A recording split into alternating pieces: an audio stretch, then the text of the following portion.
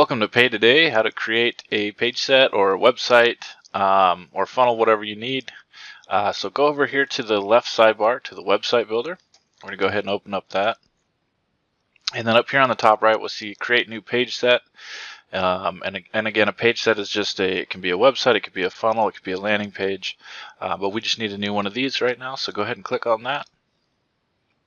And then go ahead and give it a title. We'll say my new website, and then the domain's just going to be my new website.paidtodaypages.com, and that's a subdomain. All these come with your account, so anything you want to put before that will be live and operational. If you want to use your own domain, there's simple instructions on how to do that. Just go ahead and click on this link here. And then once we have that set, we'll go publish. Yes, I want to be able to see it. And I think that we'll go ahead and save these details.